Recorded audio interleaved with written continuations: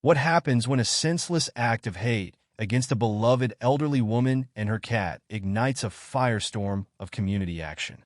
Find out how a young man uses his tech skills to track down the thieves and bring them to justice. The late afternoon sun cast long shadows across Maple Street, painting the neatly manicured lawns in hues of gold and amber. A gentle breeze rustled the leaves of the ancient oak tree that stood sentinel at the corner, its branches heavy with the weight of years and stories. Number 22, Maple Street was a modest two-story house, painted a cheerful yellow, with a porch swing that creaked a gentle rhythm in the breeze. This was home to Mrs. Hattie Mae Johnson, a woman as familiar and comforting to the neighborhood as the oak tree itself. Mrs. Hattie, as everyone knew her, was 82 years young, her silver hair pulled back in a neat bun, her eyes twinkling with a lifetime of laughter and wisdom. Her face, etched with the passage of time, held a serene beauty, a testament to a life lived with grace and dignity. She sat on her porch swing, a patchwork quilt draped across her lap, a steaming mug of sweet tea in her hand. Curled up beside her, purring contentedly, was Midnight, a sleek black cat with emerald green eyes, a creature as much a part of Mrs. Hattie's life as the air she breathed. Midnight was more than just a pet. He was a companion, a confidant, a furry shadow that followed her everywhere. He was a gift from her late granddaughter, a precious memento of a love that transcended time and distance. Mrs. Hattie often said that Midnight was the only family she had left, and the bond between them was palpable, a silent understanding that spoke volumes. The neighborhood children, a kaleidoscope of ages and races, often stopped by to visit Mrs. Hattie. She had a knack for making everyone feel welcome, her home a haven of warmth and kindness. She'd share her cookies, tell enchanting stories, and offer sage advice, her words laced with the wisdom that only a long life could bestow. The children adored her, and she, in turn, cherished their youthful energy and innocent enthusiasm. Mrs. Hattie was a pillar of the community, a woman whose quiet strength and unwavering kindness had woven themselves into the very fabric of Maple Street. She was the one who organized the annual neighborhood picnic, the one who baked cakes for birthdays and offered comfort during times of sorrow. She was the keeper of memories, the silent observer of life's unfolding drama, her presence a constant source of stability and reassurance. She knew the names of every child on the street, their parents, their grandparents, their pets. She knew who was allergic to peanuts, who had a soccer game on Tuesday, and who needed a little extra encouragement. Her knowledge of the neighborhood was encyclopedic, her memory sharp as a tack. She was the heart of Maple Street, the glue that held the community together. Evenings on her porch were a ritual. As the sun dipped below the horizon, painting the sky in vibrant shades of orange and purple, Mrs. Hattie would sit on her swing, Midnight nestled beside her, watching the world go by. The gentle rhythm of the swing, the soft purr of her cat, the rustling of leaves, these were the sounds of her life, the soundtrack to her peaceful existence. She was a woman content in her simplicity, finding joy in the small things, in the quiet moments, in the love she shared with her feline companion. She was a beacon of calm in a world that often felt chaotic, a reminder that even in the midst of life's complexities, there was always room for peace, for kindness, for the simple pleasures of life. And tonight, as the sun began its descent, Mrs. Hattie felt the familiar contentment settle over her, a feeling as comforting as Midnight's warm fur against her hand. She was home, and everything was right in her world, or so she thought. The tranquility of the evening was shattered by the sudden roar of engines. 3 souped-up cars screeched to a halt a few houses down from Mrs. Hattie's, their headlights cutting through the twilight like predatory eyes. A group of young men, their faces obscured by shadows and baseball caps, spilled out of the vehicles, their laughter echoing through the usually quiet street. They were known in the neighborhood as the Reapers, a gang notorious for their reckless behavior and hateful attitudes. Mrs. Hattie, startled by the sudden noise, looked up from her book. She watched, a knot of unease tightening in her stomach, as the group began to move towards her house, their swagger suggesting trouble. Midnight, sensing her apprehension, rose from his slumber and arched his back, his fur bristling slightly. As the reapers approached, their taunts and jeers became audible. At first, their words were indistinct, a low hum of aggression. But as they drew closer, their voices sharpened, their insults becoming chillingly clear. They were hurling racial slurs, their words laced with venom and contempt, directed not only at Mrs. Hattie, but also at Midnight. They called her names that stung like icy needles, their language crude and offensive, their laughter mocking and cruel. "Look at the old biddy," one of them sneered, pointing at Mrs. Hattie with a sneer. "And that mangy cat. Looks like a rat." Another laughed, a harsh, guttural sound that sent shivers down Mrs. Hattie's spine. They called Midnight a pest, a disease-ridden creature, their words dripping with malice. Mrs. Hattie felt a wave of nausea wash over her. She had lived in this neighborhood for over 50 years, and she had always felt safe, a part of the community. But tonight, the familiar comfort of her home was replaced by a chilling sense of vulnerability. The words of the reapers, sharp and cruel, pierced her like shards of glass. They weren't just insults. They were an assault on her dignity, on her very being. Midnight hissed, his fur standing on end, his eyes narrowed to slits. He was clearly agitated, his protective instincts kicking in. He moved closer to Mrs. Hattie, as if trying to shield her from the onslaught of hate. His purr, usually a soothing balm, was now a low growl, a warning to the intruders. The reapers continued their harassment, their voices growing louder, their insults more vicious. They circled her porch, their eyes filled with a disturbing mixture of contempt and amusement. They seemed to revel in her discomfort, their cruelty escalating with each passing moment. Mrs. Hattie remained seated, her eyes fixed on the group, her body trembling slightly, but her spirit refusing to break. The incident lasted only a few minutes, but it felt like an eternity. When the reapers finally turned and swaggered away, their laughter echoing in the night, Mrs. Hattie felt drained, emotionally and physically exhausted. She sat there, her heart pounding in her chest, her hands shaking, the weight of their hateful words pressing down on her. Midnight, sensing her distress, nuzzled against her, his purr a soft murmur of comfort in the aftermath of the storm. The silence that followed the gang's departure was heavier than the noise they had created. The air was thick with the lingering stench of their hate, a foul odor that seemed to cling to the very air itself. Mrs. Hattie felt a deep sense of violation, a profound sadness that settled over her like a shroud. The peace of her evening, the quiet contentment she had known just moments before, had been brutally shattered by the ugliness of racism. The memory of their hateful words, their mocking laughter, their cruel taunts, would forever be etched in her mind, a painful reminder of the darkness that still lurked in the hearts of some. The simple act of sitting on her porch, enjoying the evening, had become a terrifying experience, a stark reminder that even in the most peaceful of neighborhoods, hate could strike without warning. The night following the reapers' hateful intrusion was filled with an uneasy quiet. Mrs. Hattie, despite her best efforts, couldn't shake the unsettling feeling of dread that had settled over her. She'd slept fitfully, plagued by nightmares of snarling faces and cruel words.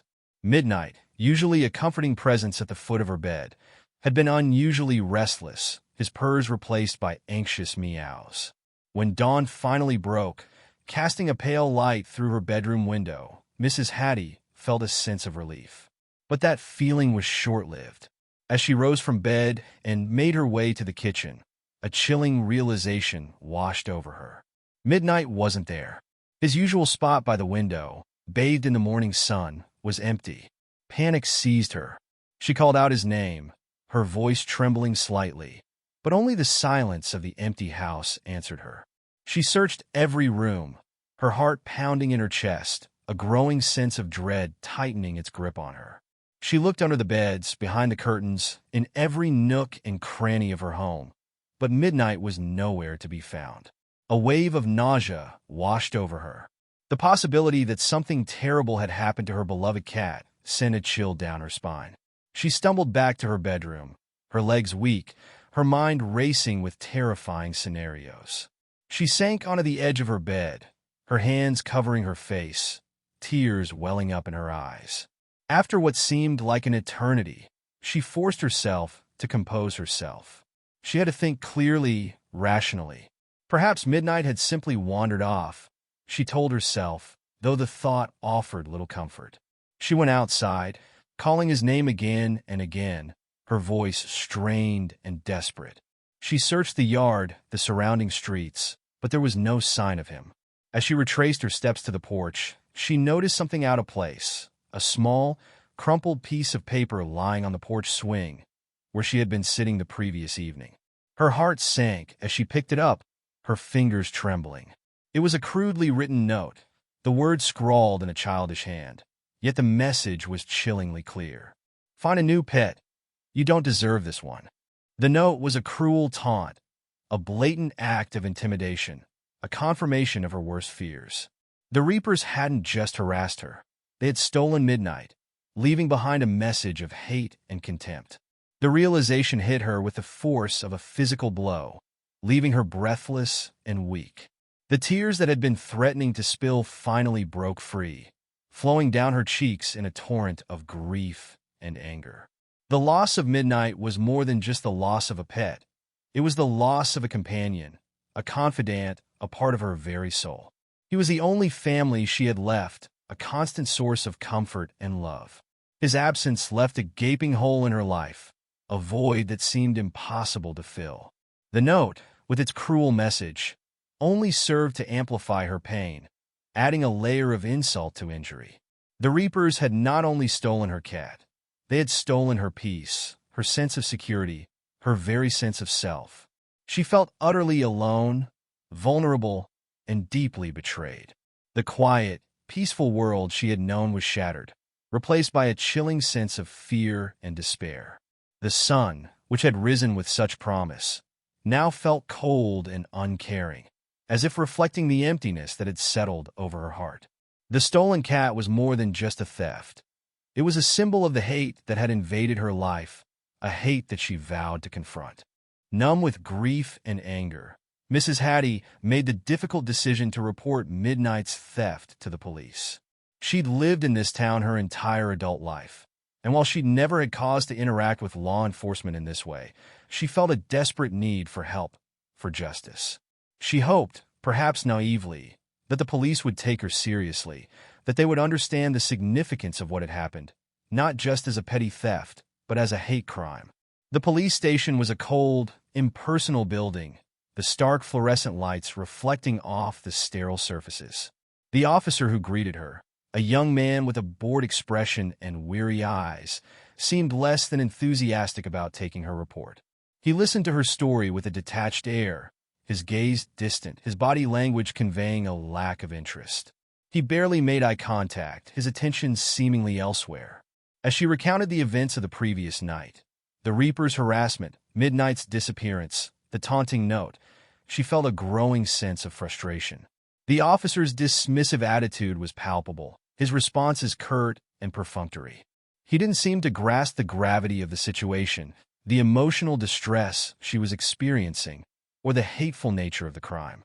He treated her report as an inconvenience, a minor nuisance in a long day of more important matters. When she mentioned the racial slurs, the officer barely acknowledged them. He mumbled something about kids being kids and juvenile pranks, brushing aside the hateful nature of the words, the clear intent to intimidate and harm. He seemed more concerned with the paperwork than with the emotional impact of the crime on Mrs. Hattie. He didn't ask about the note, didn't seem to find it significant, didn't even bother to take it as evidence. Mrs. Hattie tried to explain the significance of the theft, the deep bond she shared with Midnight, the emotional devastation she was experiencing. She spoke of the fear that had settled over her, the sense of vulnerability and insecurity that had replaced her usual sense of peace and security. She pointed out the clear evidence of a hate crime, the racial slurs, the taunting note, the targeted nature of the theft. But her words seemed to fall on deaf ears. The officer's dismissive attitude only fueled her anger and frustration. She felt a deep sense of injustice, a profound disappointment in a system that was supposed to protect her, to uphold the law, to bring justice to those who had wronged her. Instead, she felt ignored, dismissed, her pain minimized, her concerns trivialized. After what felt like an eternity, the officer finally finished taking her statement.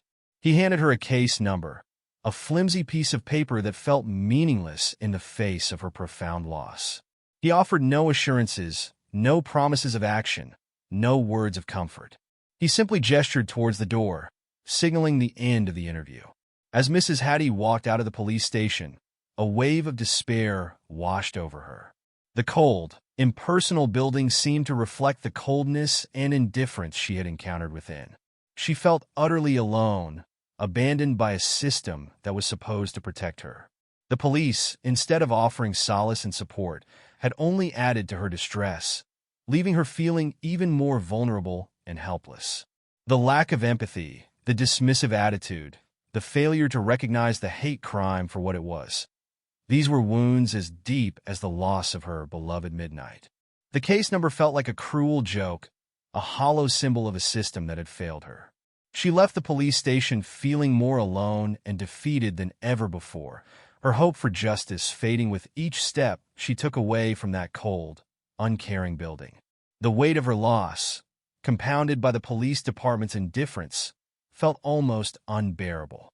News of Mrs. Hattie's ordeal spread through the neighborhood like wildfire. The incident, initially a private tragedy, quickly transformed into a shared outrage. The callous indifference of the police only served to amplify the community's anger and frustration. Many felt a sense of helplessness, a feeling that justice would never be served. But for Jamal, a young man with a deep connection to Mrs. Hattie, the news sparked a different kind of reaction, a burning resolve to take action. Jamal had known Mrs. Hattie his entire life. She was more than just a neighbor. She was a surrogate grandmother, a source of wisdom, comfort, and unwavering support. He had spent countless hours on her porch, listening to her stories, sharing his own triumphs and struggles.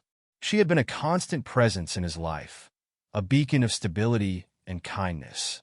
Her kindness and generosity had shaped him, instilled in him a deep sense of empathy and a strong moral compass. When he heard about the theft of Midnight and the police's dismissive response, a wave of anger and frustration washed over him. He couldn't comprehend the cruelty of the Reaper's actions, the blatant racism that had fueled their hate, or the apathy of the authorities who were supposed to protect Mrs. Hattie. He felt a deep sense of injustice, a burning need to make things right. Jamal wasn't a vigilante, nor was he a police officer. He was a skilled tech worker, a whiz kid with an aptitude for computers and a passion for social justice. He spent his days working for a tech company, but his evenings were often dedicated to using his skills to help those in need. He had a knack for finding information, for uncovering hidden truths, for using technology to fight for what he believed in. The news of Mrs. Hattie's plight ignited a fire in him. He knew he couldn't stand idly by while injustice prevailed. He had the skills, the knowledge, and the moral imperative to act. He felt a deep responsibility to help Mrs. Hattie, to bring Midnight home, to make sure those responsible were held accountable. He knew the police had failed her, but he wouldn't. He started his investigation by gathering information from neighbors, piecing together details about the Reapers and their movements. He learned about their usual haunts, their patterns of behavior, their known associates. He spoke to those who had witnessed the harassment, gathering details that the police had overlooked or dismissed. He meticulously documented everything, creating a detailed timeline of events, a roadmap for his investigation. Jamal knew that his tech skills would be crucial in this endeavor. He was confident that he could use technology to track the Reapers, to find Midnight, and to expose their hateful actions. He was prepared to use every tool at his disposal to fight for justice, to bring those responsible to account, and to restore a sense of peace and security to Mrs. Hattie's life. He understood the immense responsibility he had taken on, but he was determined to see it through, driven by his love for Mrs. Hattie and his unwavering belief in justice. The weight of his mission was heavy, but his resolve was stronger. He was ready to fight for Mrs. Hattie, for Midnight, and for the values she represented. Jamal's apartment was a testament to his tech-savvy nature. Computers lined his desk, screens glowing with lines of code and intricate diagrams. He moved with a practiced ease, his fingers flying across keyboards, his mind processing information at lightning speed. This was his domain, his sanctuary, where he wielded the power of technology to uncover truths and fight injustice. His investigation into Midnight's disappearance began with a meticulous search for security camera footage. He knew that many homes and businesses in the neighborhood had security systems, and he was confident that somewhere, hidden within the digital archives, lay the evidence he needed. He started by contacting his neighbors, politely explaining his mission and requesting access to their security camera recordings from the previous night. Some were hesitant, unsure of the legality or the implications of sharing their footage. But Jamal patiently explained his intentions, emphasizing the importance of finding Midnight and bringing the Reapers to justice. He assured them that he would only use the footage for this purpose, and that he would respect their privacy. Most, touched by his sincerity and understanding the gravity of the situation, agreed to cooperate. He received access codes, downloaded files, and began the painstaking process of analyzing the footage. He spent hours sifting through countless hours of video, meticulously reviewing every frame, searching for any clue that could lead him to Midnight or the Reapers. He used specialized software to enhance the images, to improve the clarity, to identify details that were otherwise invisible to the naked eye. The process was slow, tedious, and demanding, but Jamal's determination never wavered. He worked through the night, fueled by coffee and a burning sense of purpose. He knew that every minute counted, that every piece of information could be crucial in solving the case. He felt the weight of responsibility, the hope of Mrs. Hattie resting on his shoulders. As he reviewed the footage from different angles and perspectives, he began to piece together the events of the previous night. He saw the Reapers arrive in their cars, their faces partially obscured by shadows. He watched them approach Mrs. Hattie's house, their menacing behavior clearly visible. He saw them harass her, their hateful words inaudible, but their aggressive body language unmistakable.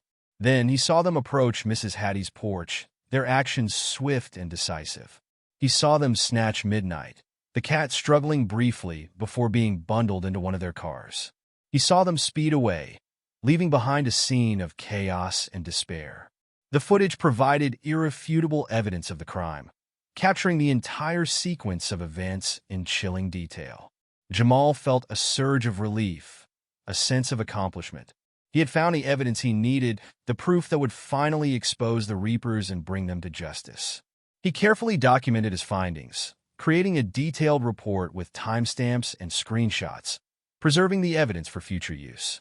He knew that this was just the beginning, that more work needed to be done, but he felt a renewed sense of hope, a confidence that he was on the right track, that he was getting closer to bringing Midnight home.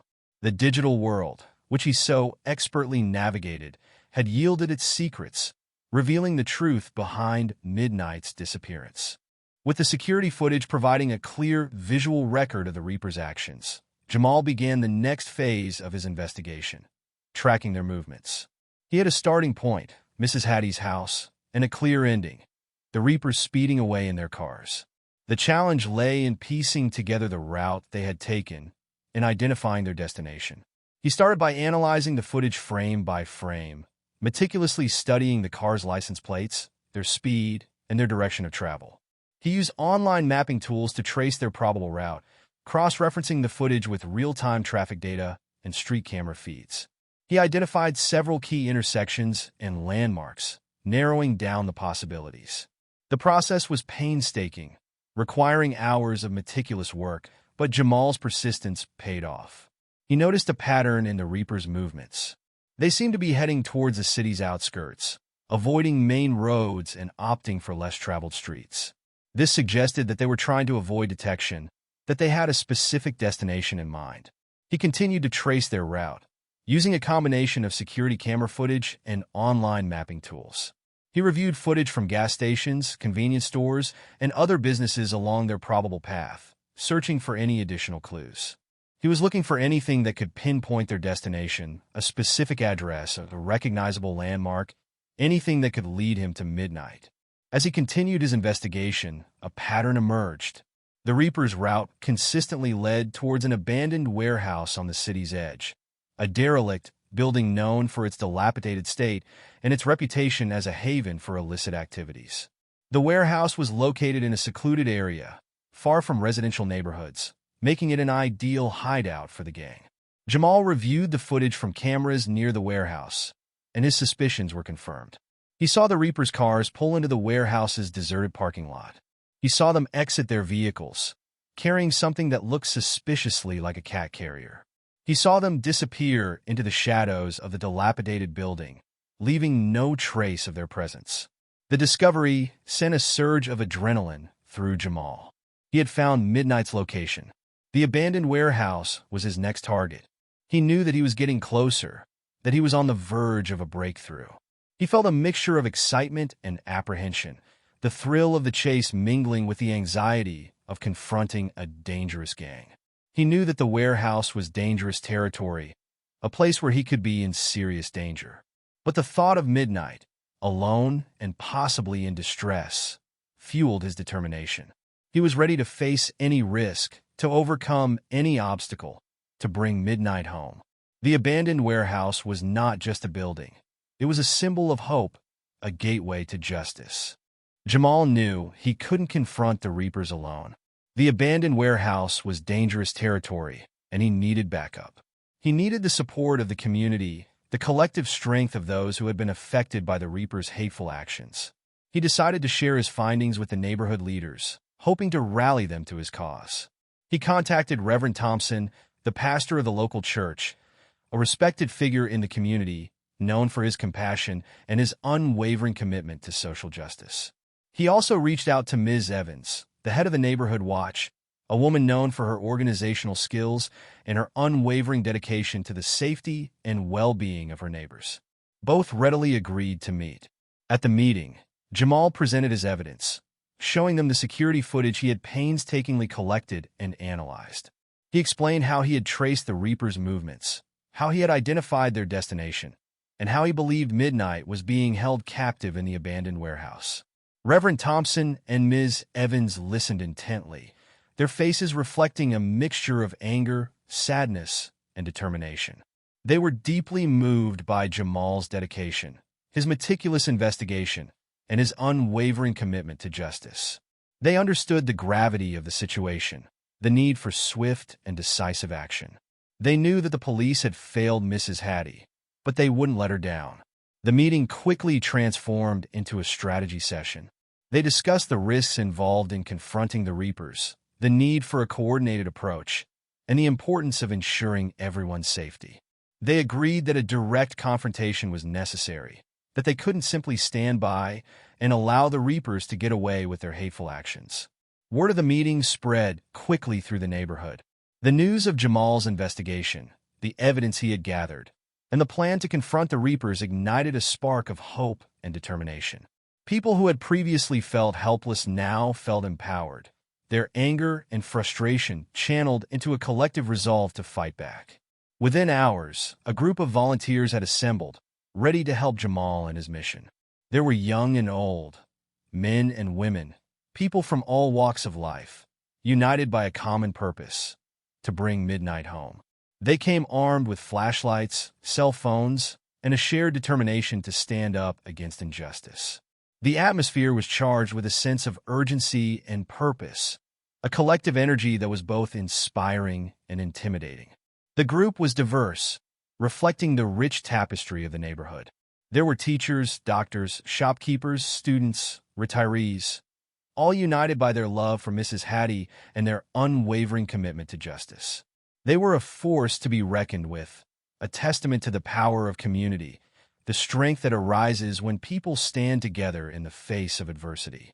The abandoned warehouse, once a symbol of fear and neglect, was now about to become the scene of a community-led confrontation, a testament to the resilience of a neighborhood determined to fight back against hate. The quiet streets, usually peaceful and serene, were now alive with the energy of a community mobilized, ready to reclaim their sense of safety and security. The abandoned warehouse loomed large in the darkness, a skeletal structure against the night sky. Its broken windows were like empty eyes, staring out at the approaching group. As Jamal led the community members towards the building, a palpable tension filled the air. The silence was broken only by the occasional rustle of leaves and the nervous shuffling of feet. They approached cautiously, their flashlights cutting through the darkness, illuminating the dilapidated building's decaying facade. The air was thick with the smell of damp earth and decay, a stark contrast to the neat, well-maintained streets they had left behind. The feeling of apprehension was palpable, the weight of the mission settling heavily on their shoulders. Jamal, armed with his phone and a flashlight, led the group to a side entrance, a gaping hole in the brick wall where a door had once stood. They entered stealthily, their movements deliberate and quiet, their senses heightened. The interior of the warehouse was a cavernous space, filled with shadows and the echoing sounds of their footsteps. As they moved deeper into the building, they heard sounds emanating from the back, a low growl, a muffled meow, and the indistinct voices of men. They approached cautiously, their hearts pounding in their chests, their senses alert. They reached a large room, dimly lit by a single flickering bulb, and there, in the center of the room, they saw the Reapers. The gang members were gathered around a cage, their faces illuminated by the weak light. Inside the cage was Midnight, his fur matted, his eyes wide with fear. The Reapers were taunting him, throwing small objects at him, their laughter echoing through the cavernous space. Their behavior was cruel and callous, their actions a stark reminder of the hate that had driven them to steal Midnight in the first place. The sight of Midnight, alone and terrified, ignited a surge of anger and fury in the community members. They had come prepared for a confrontation, but nothing could have prepared them for the sight of their beloved neighbor's cat being mistreated in such a cruel and callous manner. The anger was palpable, a collective wave of outrage that threatened to break free. Jamal gave a signal, and the group moved forward, their flashlights illuminating the Reapers, their presence a sudden and overwhelming force. The Reapers, startled by the sudden appearance of the community members, were momentarily stunned into silence. Their faces, previously filled with amusement and cruelty, now registered shock and fear. The Reapers tried to react, to defend themselves, but they were quickly overwhelmed by the sheer number of people. The community members, united in their purpose, moved as one, their actions swift and decisive. They surrounded the Reapers, preventing their escape, their voices a chorus of outrage and righteous anger. The warehouse, once a symbol of fear and neglect, was now filled with the sound of determined voices, the collective strength of a community rising up against injustice. The confrontation was over before it had truly begun. The Reapers caught completely off guard, their hateful actions exposed to the light. The Reapers, momentarily stunned by the sudden appearance of the community members, quickly attempted to regain their composure and escape. Their initial shock gave way to panic, their faces contorted in expressions of fear and desperation. They tried to push past the crowd, to break free from the encirclement, but the community members stood firm, their resolve unwavering. One of the Reapers, larger and more aggressive than the others, attempted to charge through the crowd, shoving people aside with brute force. But he was quickly met with resistance. Several community members, men and women alike, stepped forward, their bodies forming a solid barrier, preventing his escape. They held their ground, their strength and determination surprising even themselves. Another Reaper attempted a different tactic, trying to slip away unnoticed in the chaos. He darted towards a side exit, hoping to melt into the darkness of the warehouse. But a sharp-eyed woman spotted him, her flashlight beam locking onto his figure. She alerted the others, and several people quickly intercepted him, preventing his escape. The remaining Reapers, realizing that escape was impossible, made a desperate attempt to overpower their captors. They pushed and shoved, their movements clumsy and frantic, their anger fueled by fear and desperation. But the community members were prepared for this. They had anticipated the possibility of resistance, and they had organized themselves accordingly. Men and women worked together, their combined strength and coordination proving too much for the Reapers to overcome. They held the gang members firmly, preventing any further attempts at escape. The warehouse, once a place of fear and darkness, was now filled with the sounds of struggle, the clash of bodies, the shouts of determined voices. Despite their desperate attempts, the Reapers were no match for the sheer number of people who had gathered. The community members, united in their purpose, worked together seamlessly, their actions coordinated and efficient. They formed a human barrier, preventing the Reapers from breaking free. Their combined strength, their unwavering determination, and their collective resolve proved too much for the gang to overcome. One by one, the Reapers were subdued, their movements restricted, their attempts at escape thwarted. The warehouse, once a symbol of their dominance and impunity, had become their prison. The tables had turned, their power and arrogance replaced by fear and helplessness. The community members, who had previously felt vulnerable and powerless, now held the upper hand, their collective strength a force to be reckoned with. As the last Reaper was apprehended, a collective sigh of relief swept through the group. They had succeeded. They had overcome the Reapers, preventing their escape and securing their capture. The warehouse, once a place of fear and darkness, was now filled with a sense of triumph, a shared feeling of accomplishment. The community members, united in their purpose, had demonstrated the power of collective action, the strength that arises when people stand together in the face of injustice. Their victory was a testament to their resilience, their determination, and their unwavering commitment to justice. The apprehension of the Reapers was not just an end. It was a beginning, the beginning of a new era where the community would stand united against hate and injustice. With the Reapers securely apprehended, the focus shifted to Midnight. Carefully, gently, one of the community members, a woman known for her gentle nature and love of animals, opened the cage. Midnight, initially hesitant, emerged cautiously, his eyes wide with fear and confusion. He looked around the room, his senses overwhelmed by the sudden influx of people and the lingering tension in the air. Then he saw Mrs. Hattie. She was standing near the entrance, her face etched with worry and anticipation. As soon as Midnight saw her, his fears seemed to melt away. He let out a soft meow, a sound filled with relief and recognition. He rubbed against her legs, purring contentedly, his body trembling slightly. Mrs. Hattie knelt down, her arms outstretched, and Midnight rushed into her embrace. The reunion was emotional, a poignant moment that brought tears to many eyes. The sight of Mrs. Hattie and Midnight together, reunited after a night of fear and uncertainty, was a powerful testament to the strength of their bond, the love that had sustained them through adversity. The tension in the warehouse seemed to dissipate, replaced by a wave of relief and joy. The Reapers, meanwhile, were being processed by the authorities who had arrived on the scene. The police, initially dismissive of Mrs. Hattie's report, were now faced with irrefutable evidence of a hate crime. The security footage, Jamal's meticulous investigation, and the community's collective action had left them with no choice but to take the case seriously. The Reapers were formally arrested and charged with multiple offenses, including theft, vandalism, and hate crimes. The evidence against them was overwhelming. The security footage, the taunting note, the witness testimonies, and their own admissions of guilt. They were taken away in handcuffs, their arrogance and bravado replaced by fear and regret.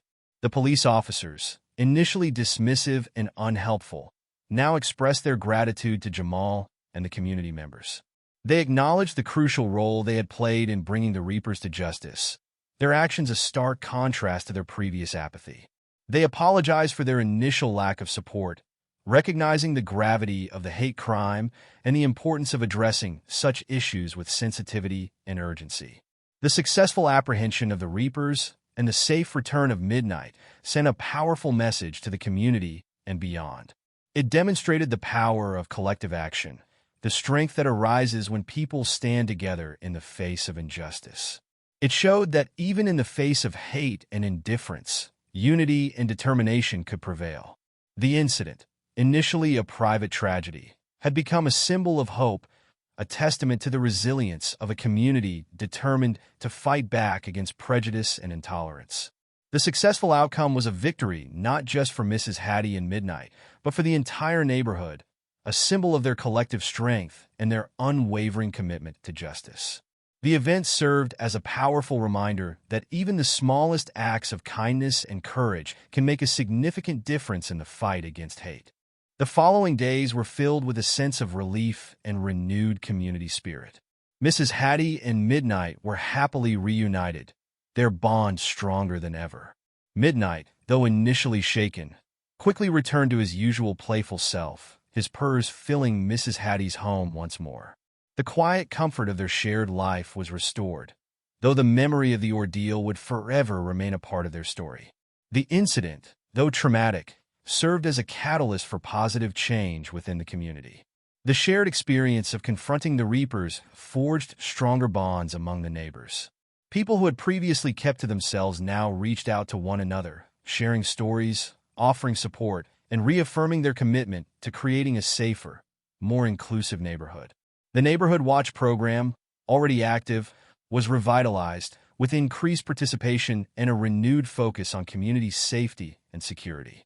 Regular meetings were held, fostering communication and collaboration among residents. Neighbors looked out for one another, their vigilance a testament to their collective resolve to prevent future incidents. The incident also sparked a wider conversation about racism and intolerance within the community. Reverend Thompson organized several community forums, providing a platform for residents to share their experiences, express their concerns, and discuss strategies for combating prejudice.